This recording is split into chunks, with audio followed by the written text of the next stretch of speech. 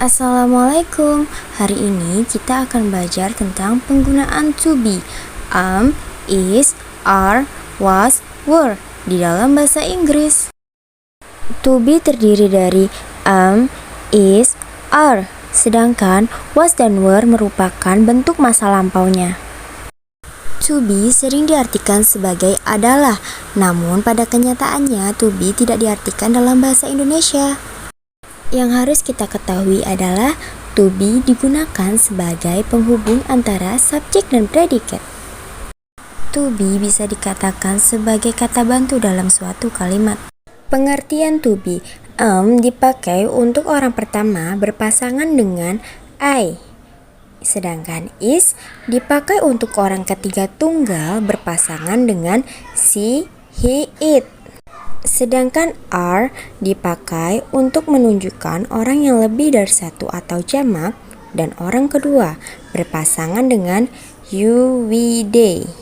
Was merupakan bentuk lampau dari is berpasangan dengan I, he, she, it. Were merupakan bentuk lampau dari are berpasangan dengan you, we, they. Nah, sekarang kita masuk ke dalam pembahasan. Kapan sih to be itu dipakai? To be dipakai untuk membuat kalimat yang tidak ada kata kerja. Contohnya seperti student dan pencil yang ada di gambar. Yuk kita coba membahas kalimat yang ada di kolom. Masih ingat kan tadi? Jika subjek I, to be-nya itu am. Jika subjeknya you, we, they, to be-nya itu are.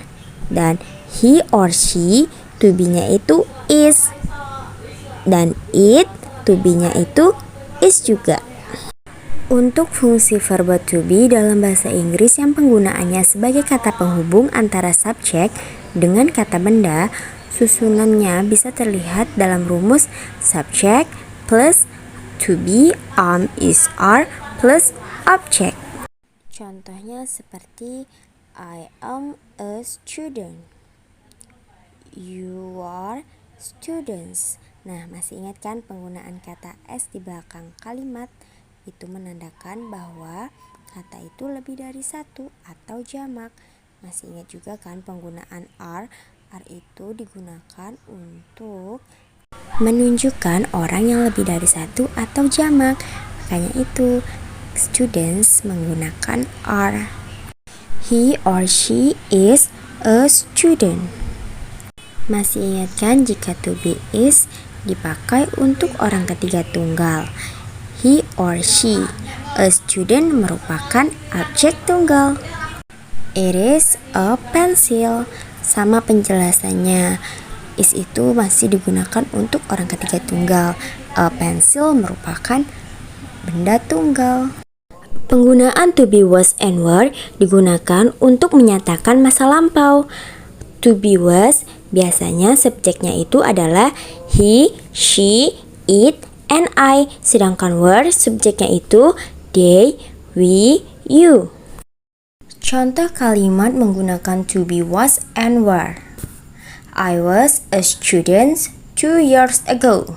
Saya seorang siswa 2 tahun lalu. Dari mana kita tahu bahwa itu masa lampau? Perhatikan 2 years ago, 2 tahun lalu. Maka di sini kita menggunakan was karena subjeknya I. You were tired yesterday. Kamu capek kemarin. Yesterday. Yesterday merupakan kata lampau. Dan to be yang digunakan you adalah were. Okay, next. We were hungry this morning. Kami lapar tadi pagi. This morning merupakan bentuk kalimat lampau. Jadi, karena subjeknya we, maka to be-nya adalah were. Nah, jadi begitu ya penggunaan to be dan pengertian to be. Semoga adik-adik paham.